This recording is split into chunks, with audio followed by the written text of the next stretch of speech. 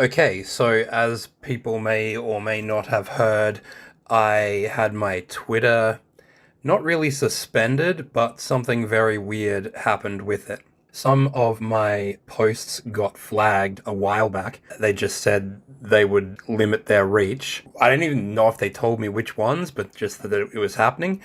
I have since found that I'm not sure when, and I'm not sure how universal this is, but it appears as though like most of Israel's dead name is Palestine has been deleted, and most of Who Rules Over Let Women Speak has also been deleted. Also, conversations that I had with Edie Wyatt, uh, who takes a pretty pro-Israel position, they have all of a sudden disappeared. I've since found out that lots of my conversations with all sorts of Zionists have disappeared, and I can't even search for @flying gender anymore. It doesn't return any results, which is kind of similar to what happened to Matt Taibbi, who helped Elon Musk with the Twitter files, and then Elon Musk turned on him and made it so that you couldn't search for his work on X anymore. But I thought of Edie because she's been commenting on Israel again, which is interesting because the reason that Edie blocked me was because she was bringing up the fact that she has a Lebanese husband and is connected to the Lebanese community as sort of an example of how she couldn't possibly be racist and how she really gets what Lebanese people are all about, which is ultimately just the advanced version of some of my friends are black.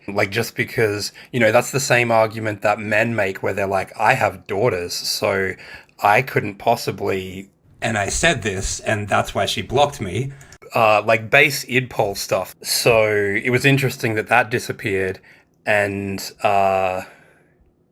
she recently brought that up as a defense of her position, was like, people expect me to be a certain way because I've got a Lebanese husband. It's like, no, people debate you on the merits of the issue, you lose, and then you go, I couldn't have lost, I have a Lebanese husband. Just the most lived experience, a standpoint epistemology nonsense that you would dismiss in any other context. But the woke right is much like the woke left. Have you been to the crossing points? I really resent that form of argumentation. When were you last there at all? Sure. I really resent it. You should at least do the courtesy of visiting it. This is not an attractive invitation. I think it's a good idea to see stuff, particularly if you spend a career talking about something. I have the right to talk about whatever the hell I want. And no one's going to stop me or try to intimidate me. And I think that if I said to somebody else the other way around, it would be equally reprehensible. I have a journalistic rule of trying never to talk about a country even in passing unless I've at least been there. If I said, shut up, you have no right to criticize anything that Douglas Murray says because... Hang on, you're talking about crossing points. And not only have you never been to a crossing point in either Egypt or in Israel, but you've never even been to the region. Okay.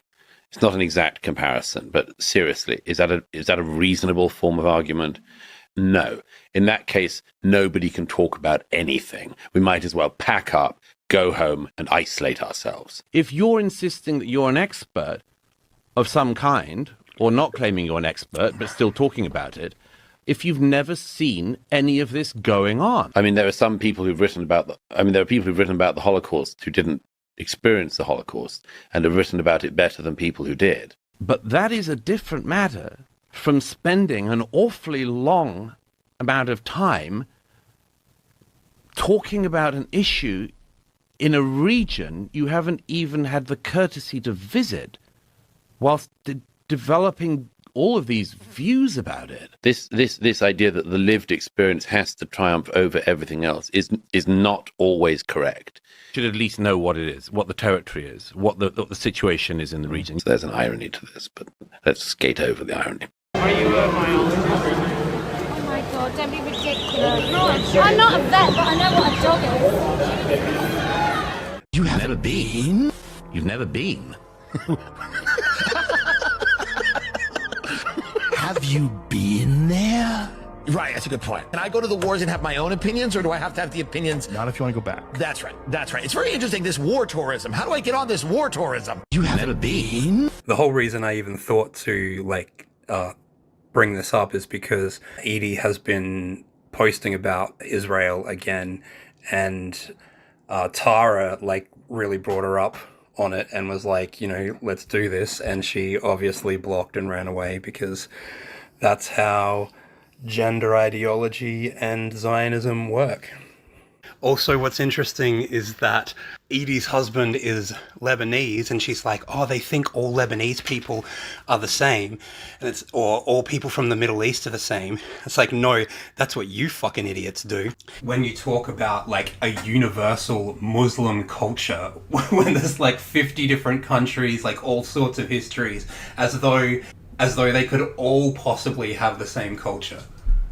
And part of the reason that we know that not all Lebanese people are the same is because we remember the massacre that happened in 1982 in Sabra and Shatila, committed by Lebanese Christians with the approval of the IDF, who essentially sealed off these refugee camps and then let these Christian militias just go in and start massacring people. Israel surrounded a capital city, Beirut, surrounded it with tanks, allowed the entry of the phalangists, and did not allow terrified residents out of the camp. They blocked the exits. Israel claimed it was going to clear out PLO fighters, of which there were very few, if any. The IDF fired the flares that lit the sky that allowed the phalangists to find Palestinians and kill them. There was ongoing walkie-talkie communication between the militia and Israel. An Israeli bulldozer was digging the mass grave, and Israel also provided the lime and the body bags for the dead. And the soldiers at the forward command post could clearly see what was going on in the camps with binoculars.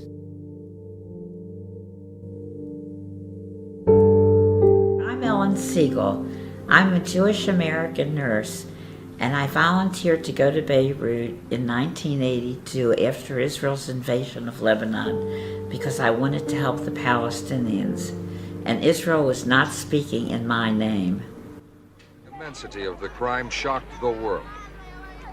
The refugee camps of Sabra and Shatila offered the softest of targets. When I got to Beirut, I was shocked.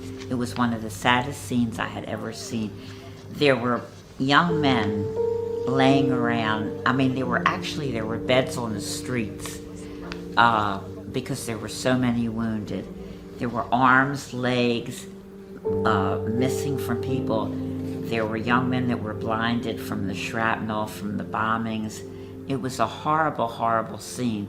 And the streets were lined with all this Israeli military equipment that had been used. It was very, very sad. Houses had been destroyed. People's lives completely horrible.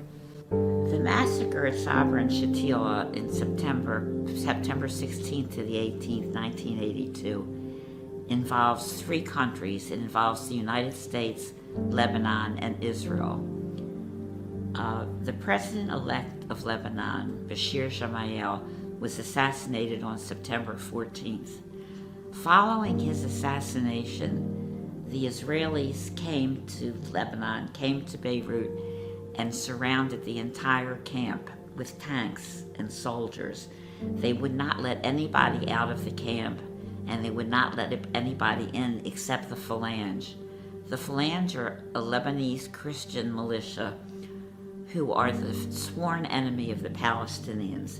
And this goes back to the Tel Zatar massacre in the 1950s. And Israel decided that it wanted to get rid of any Palestinian fighters that were still in the camp. This is post-PLO evacuation from Beirut. And so they were going to go and destroy any PLO fighters, of which there were very few. And so they allowed the Phalange to go in to do their work. The Phalange came in and started to kill people. They started to massacre people, but in the most horrendous way, with axes and knives. Some of these pictures, some of these stories are just horrendous. The Israelis shot flares into the air, One of the other physicians and myself, we went to the top floor of the hospital during this time, and we saw flares going up in the air and lighting up neighborhoods of the camp, followed by gunfire. What was happening is that it lit the way for the phalange to go to door and kill people. This went on for like 2 days, and people started to flee towards the hospital, towards Gaza Hospital, looking for safety and security. The hospital got overwhelmed with people. The morgue got overcrowded. And wounds, people had wounds, they were running away, and so they were shot in the back of the arms, back of the legs. On September the 18th, the second day of the massacre, it got very quiet, and all the nurses and doctors were told to come to the entrance to the hospital. We came to the entrance to the hospital, and there were the phalange, the Al-Quwat al-Lubnani on their uniform, crisp uniform.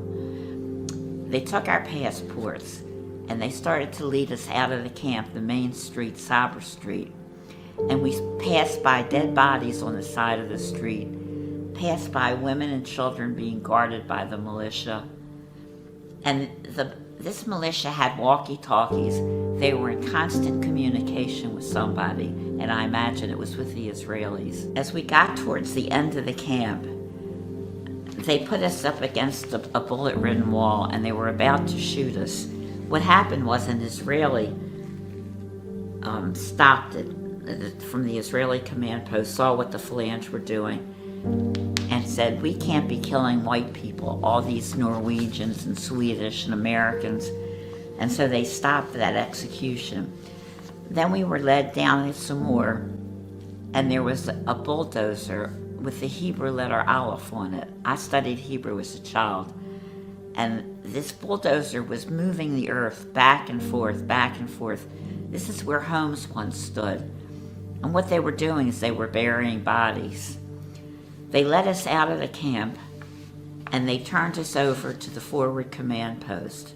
The forward command post was up on a hill. It was on an apartment building, and they were on the roof, and they were looking down on the camp with binoculars. And we could see into the camp without binoculars. And then they drove us, that's the end of that, they drove us out of the camp. But they were clearly in charge of what was going on. Now, Israel recently claimed, past couple months, that it has lost the archives on the communication between the Israelis, the Lebanese, and the phalangists. I don't think they lost the archives. Now, Adolf Eichmann, the Nazi war criminal, he did not drop the poison canisters into the gas chambers. Ariel Sharon did not stick a knife or an axe into a Palestinian body, but he allowed the massacre to continue. He gave permission and allowed it to happen. Adolf Eichmann provided the transport of Jews, the rounding up of Jews. I don't see a big difference between either one of them. They're both war criminals. They both committed crimes against humanity. In August, Philip Habib, who was the U.S. Special Envoy, made an agreement with the PLO, Lebanon, and Israel that once the PLO would evacuate Beirut, which it did, there would be protection for the refugees left behind. It was called the Habib Agreement, and that Israel would not invade or occupy Beirut. There was a guarantee of protection by sending in a multinational peacekeeping force, of which U.S. troops were part of. They arrived on August 21st. They were scheduled to remain 30 days and were supposed to stay inside of the Palestinian camps as long as necessary to assure the Palestinian civilians would be safe. They left on September 10th. The massacre started September 16th. So, they did not protect, and no action was taken to prevent a massacre. The U.S. needs to be accountable. It has some responsibility in this terrible event. And Lebanon just granted immunity to all the killers. So no justice. Palestinians are the most resilient people I've ever met. And and they remain steadfast. And it's heartbreaking. You see these women, and they've aged, you know, their lines, they're in their 70s, their 80s, and the last thing they remember is they saw their husband and their kids 40 years ago who were young and vibrant and gone. Committed by Lebanese Christians, and Edie's a Christian, and so presumably her husband is also a Christian, and so it's quite possible that this guy could be supportive of the political movement that committed that massacre, or even have, you know, relatives that participated in it. And so then that would explain why, and why Edie has this completely warped perspective of Palestine, despite ostensibly being a socialist and like solidarity with Palestine from the left being a thing as old as Israel, and there being such a solid history of anti-imperialism on the left. So anyway, it appears that at some point after that stuff disappeared, I got kicked out of my account. It basically said something like there's been suspicious activity on this account, and I got logged out of all devices that were logged in, and there were multiple. Then when I tried to reset the password for it, it was no longer the email address that was associated with the X account had now been assigned to a new X account, and I couldn't get it back.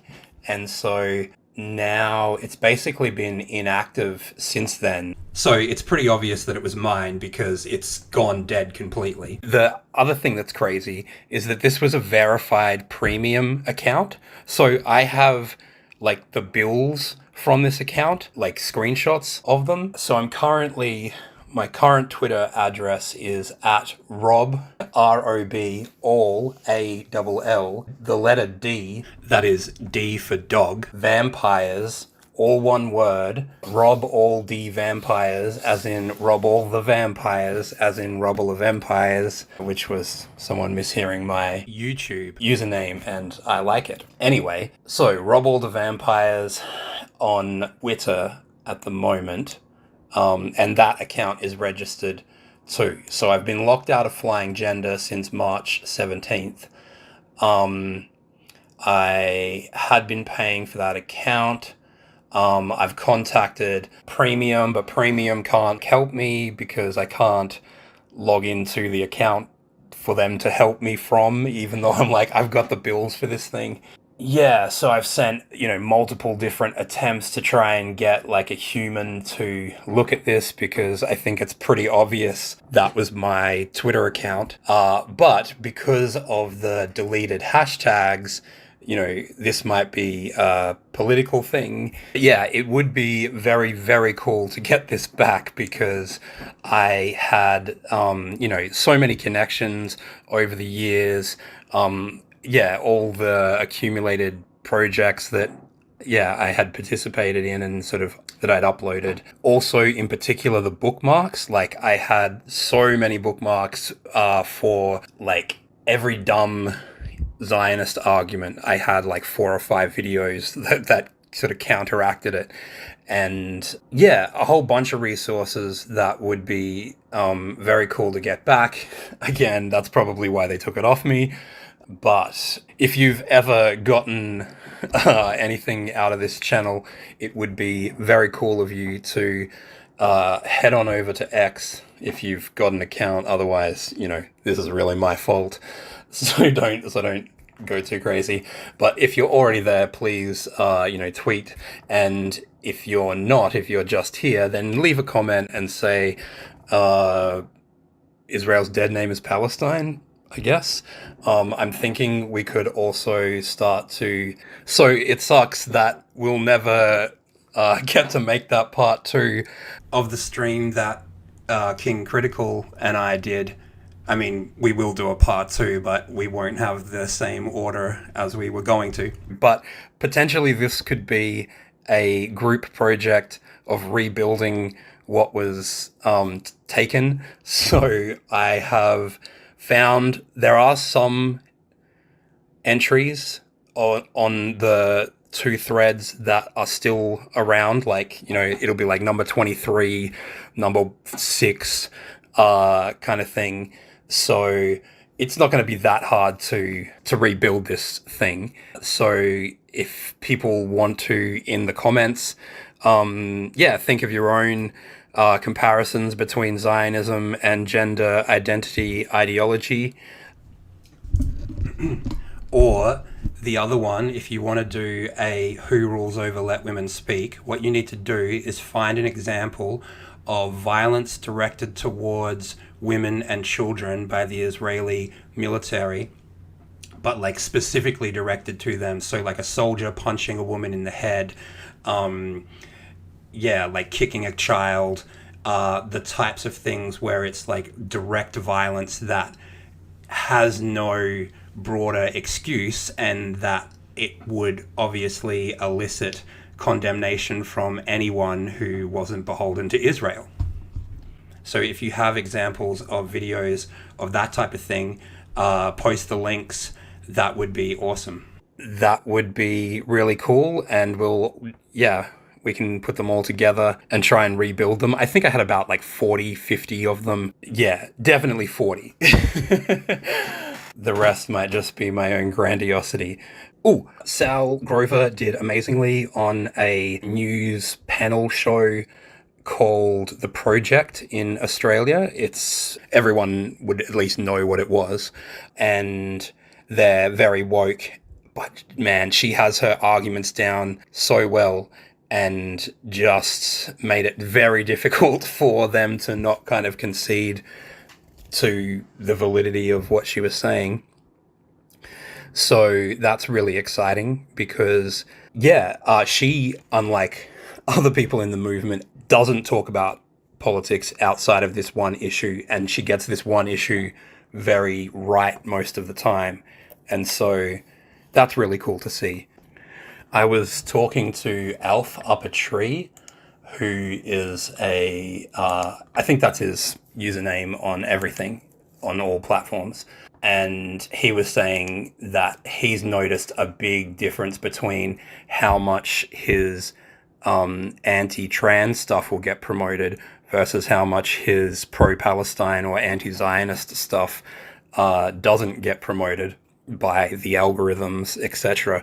And I think it's pretty telling that I got my channel rolled for this when I have an impeachable record in terms of being offensive, I think, and posting the things that I wasn't supposed to be posting.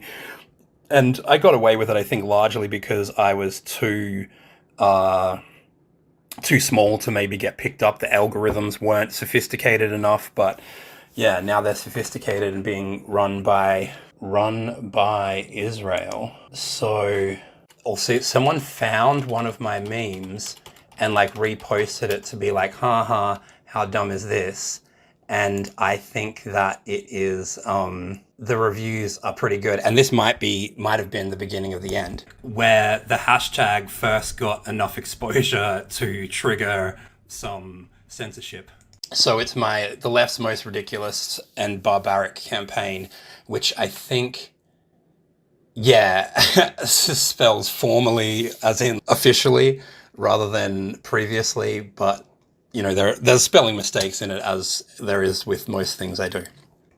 So it just gets introduced as I found this image, but the person has a Taiwanese flag, a Ukraine flag, and an EU flag. So it seems like it's a hostile post. The first comment is someone saying, "Thanks, I hate it." The next person being like, "I literally do not understand this whatsoever." I love those responses because it means that it doesn't fall within the lines that it's supposed to. And so it obviously makes sense. That's why they're upset about it. If it was incoherent, they wouldn't care. But I like it when it's like, oh, this doesn't even make sense. Is this like left or right? Or perhaps I might have to consider these issues on their own merits. Anyway.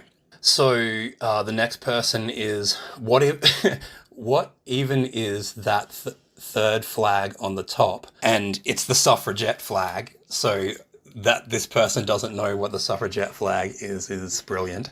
They say it looks like the Cascadia flag minus the tree. And I think Cascadia was a sit-in in the Cascadia forests in somewhere in the Northwest.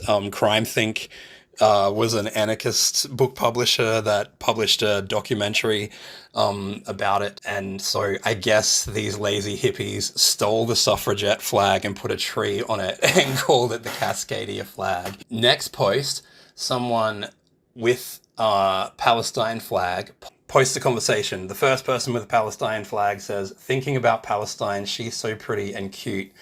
Next person, who I am assuming is also pro-Palestine, says, stop dead naming Israel. This gets 98 likes. That comment also got 20 reposts, 51 likes. So people understand it. It makes sense. It just pisses off both sides of politics in their like most sensitive area. And so yeah, it's perfect for pointing out what idiots like both sides are.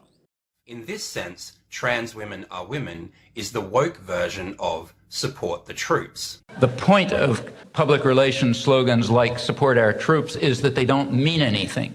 The point of public relations slogans like as a woman is that they don't mean anything. A sound people identify with is a name, a proper noun, like Steve or Frank.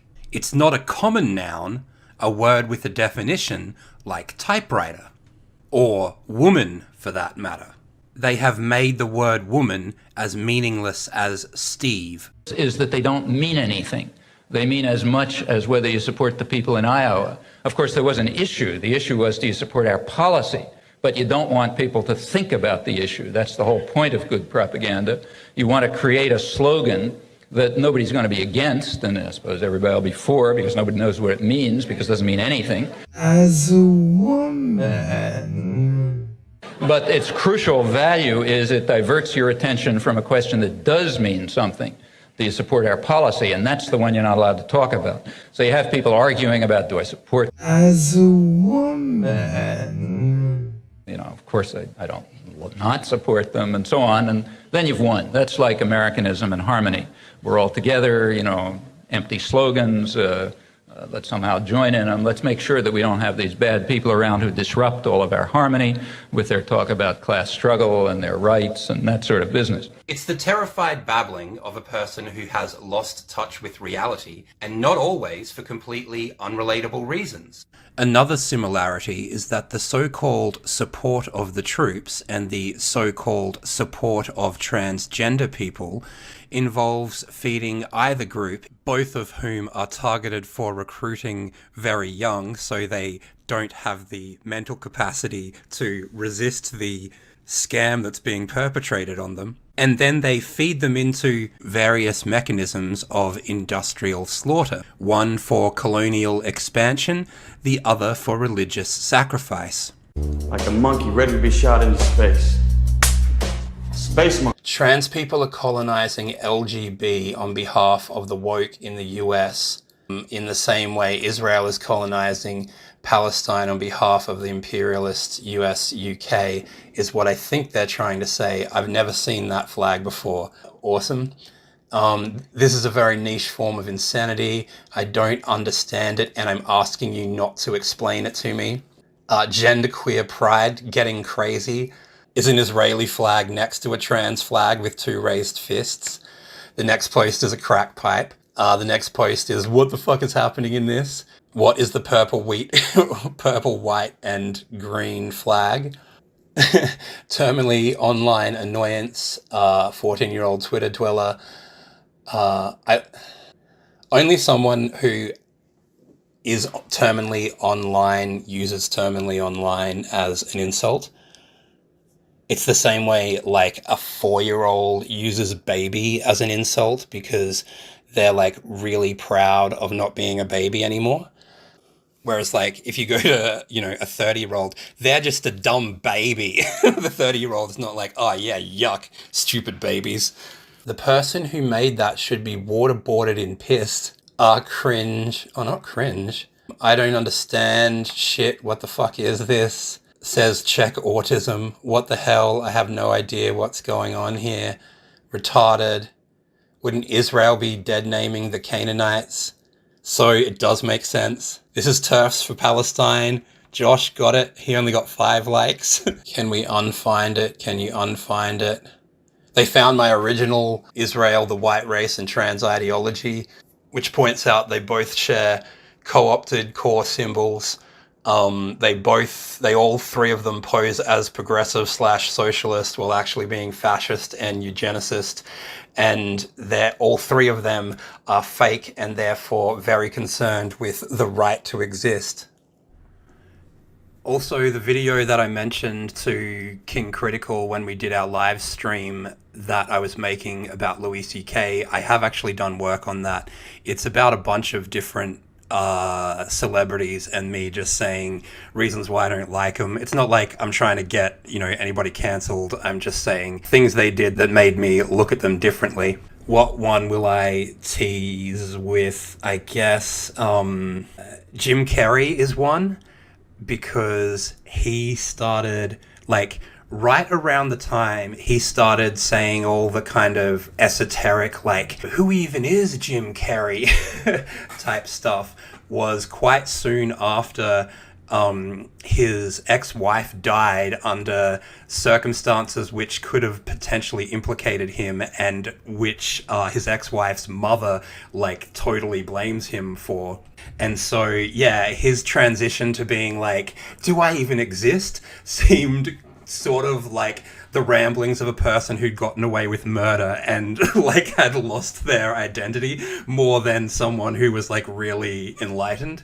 Yeah. So there's like stuff like that. Did you see that Jim Carrey documentary on Netflix where he's for that Andy Kaufman movie where he was in character? You saw it? Yeah. Because he's like in character 24 hours a day, 7 days a week, never breaks character. I watched that documentary in character.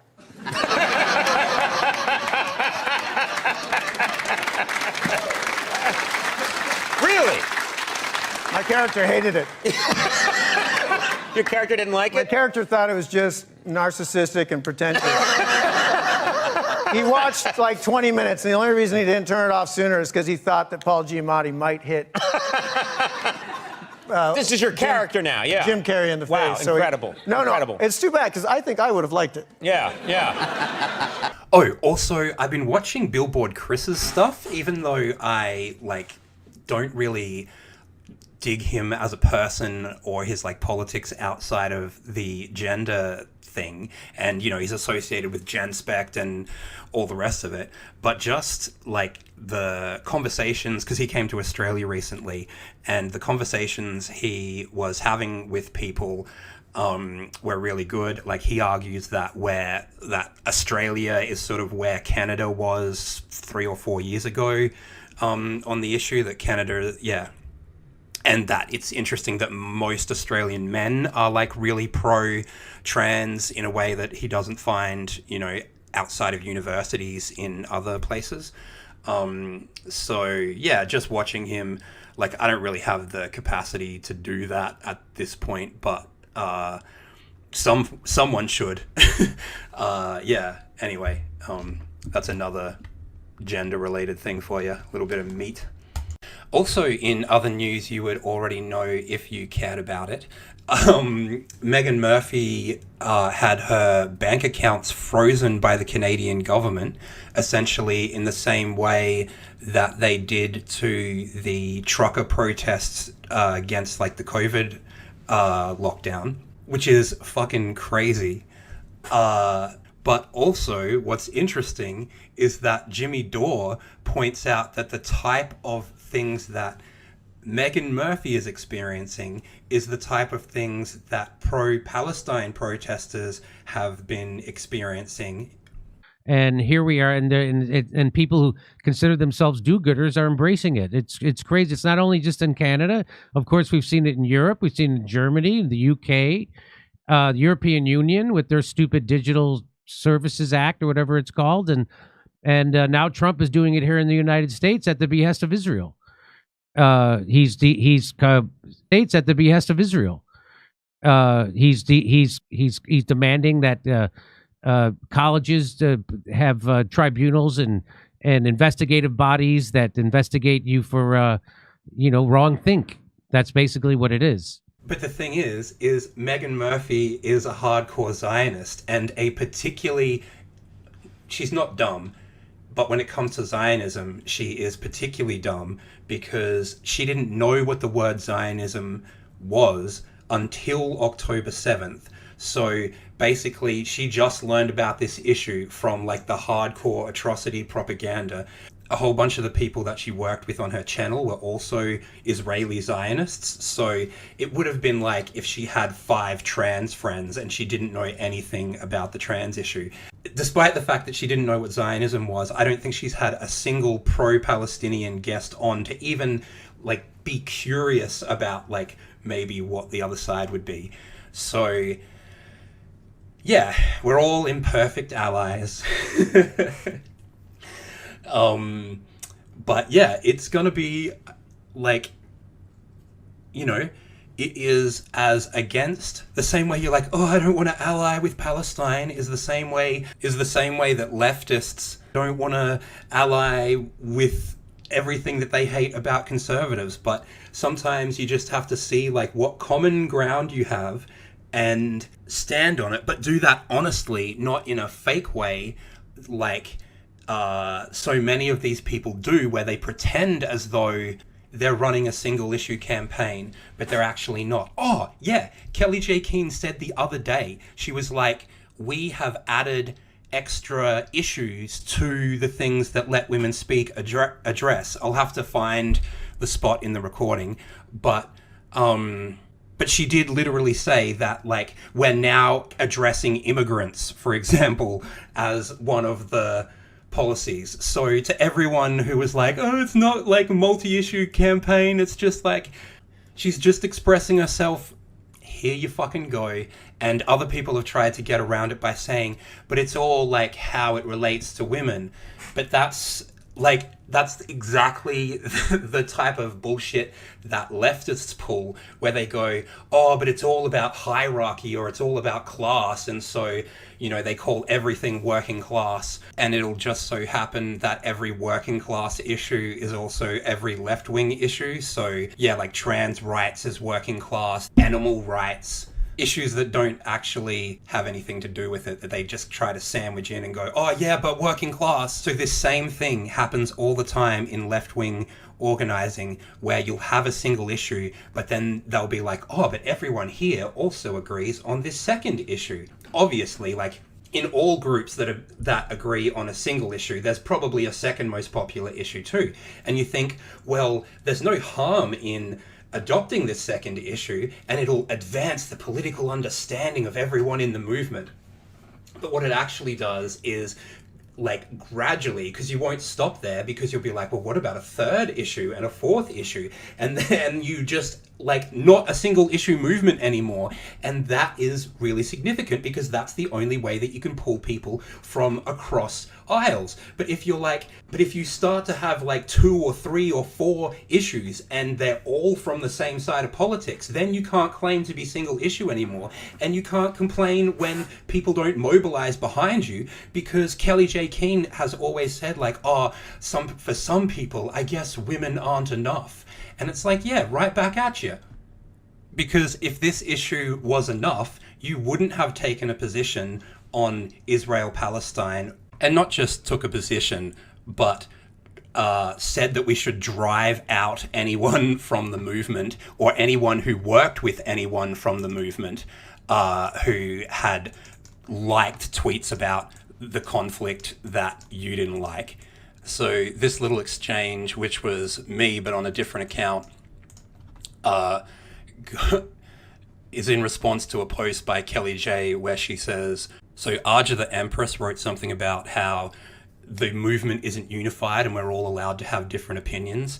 And then Kellie-Jay Keen wrote, we have different views on other things, like exclamation mark, question mark, blocked with a what the fuck meme, as though that isn't exactly what she's called for. So I said to her, isn't that exactly what you did when you read out the names of everyone in Women's Place UK so that others could exclude them on the basis that a couple of them liked tweets about October 7th that you disagreed with? To which somebody else said, isn't the point that she can speak about disagreeing with others and what she is going to do, but we can ignore it if we choose? To which I said, of course you can ignore it. The point still stands that she was willing to turn away lots of people based on a disagreement that she had about something that wasn't gender identity. To which the person said, but again, that is her choice. There are lots of people I disagree with on other issues. Personally, I choose not to respond, but I am still prepared to comment and follow them on women's rights issues. So I said, the issue at hand is her hypocrisy. So pointing out that she chose to be a hypocrite and others are free to ignore this doesn't address the issue, but instead excuses it. The person asks, why is she a hypocrite? To which I say, because she's saying that she realizes that it is a strength of the movement to allow disagreement on any issue, except the single issue we are campaigning on, except when women have been associated with those Kellie-Jay Keen disagrees with. She has invited others to shun them on that basis. So just to cover all the classics for the fans in this reunion show, I also think it's important to talk about the fact that Kellie-Jay Keen has now started to advocate race riots and politically motivated arson as a way to achieve political goals, which seems crazy given that she was complaining about having soup dumped on her head, which she should. That is assault and you shouldn't be able to do that. But I don't see how you can complain about soup while recommending fire and saying you don't care which buildings got burned down, when very famously a quite occupied, like a building with hundreds of people, was surrounded and set on fire during these riots. With you, the reason 500 of us, coward, gutless pieces of shit, signed a letter about you is because you were okay with the race riots. Yeah, I fucking was, right? Somebody said, oh, they set fire. Attacking police stations, burning businesses, attacking police officers, lynching people and attacking mosques. Mate, I would burn an entire town. I would burn this country to the ground if somebody had threatened my daughter. Let me just tell you. Almost immediately there were claims that the alleged killer in Southport was a migrant that had come off a boat. There was almost a desperation. There was a desire for whoever did this to be a Muslim. Mate. And when it was revealed, in fact, he was a British Christian kid, there was a rapid attempt to reorientate it about this kid being black. Apparently he's from a Rwandan background, and the speed with which it was redirected. But they forget that a man of colour went in to try and save those girls, one of whom also was from a migrant background, as I understand it. And then 2 days later, in the same country, down the road, still in North England, you have black people and Muslims being lynched, actually lynched, like it's the American South. We're definitely seeing something like it was in the 1970s when the National Front were on the street and Asians, black people being beaten up on the street. There's definitely an echo of that. Oh shit, man, they're in. They're in. There's a lot. But I was watching it, and I was watching these men, and obviously it's a dramatisation, but I was just thinking about my own grandfather and men that came before us and fought. And I just thought, who are those men now? Like, who would my grandfather, who got on that boat, and when he was on that boat, the men that weren't coming home knew they weren't coming home. And I guess I still have the memory, and I got that first story told by my grandfather to me. So it's a very real story for me. It's not a picture, it's not a book. It's not some testimony that I've read somewhere about some account of something. It's a really real story. And I just thought, who are those men? Well, they're the men that went out and got arrested for fighting and causing a riot. And I'm not saying that all of them were not criminal, and I'm not saying all of them were great people. at all. They're the men that would be cannon fodder, right? This isn't our fucking neighborhood, it's a battlefield. We're on a battlefield tonight. So we just have to try and step back sometimes and see things with a really broad focus. The only reason hundreds and thousands of girls across this country were raped and tortured was because we didn't care enough about the girls to stop it. I see this shit going on and I don't see anybody doing anything about it. And it fucking pisses me off. So look around you. This isn't our fucking neighborhood, it's a battlefield. We're on a battlefield tonight. The men that weren't coming home knew they weren't coming home. Make a decision. Are we gonna stand on the sidelines, quietly standing there while our country gets raped? Are we gonna ante up and do something about it? Yeah! You're goddamn right we are. Now, what's interesting is that I think there was a legitimate argument to say that, like, these ties hadn't been solidified or hadn't made their way into the actual Let Women Speak organizing when the Let Women Speak Australia National Tour happened. Otherwise, people wouldn't have been involved. And it was very telling. Like, when they were speaking in Melbourne, there's the thing where they're like, you know, most of us are here from the left wing, and everyone, like, cheers.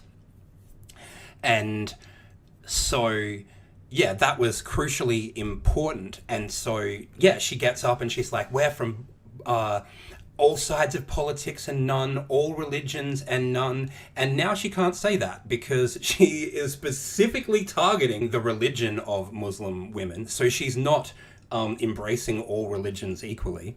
And she's increasingly coming from an undeniably right-wing perspective. Like, when you're literally saying, I'm pro-race riot and I'm pro-politically motivated arson. And not only that, but I'm using the Let Women Speak platform to specifically promote these views.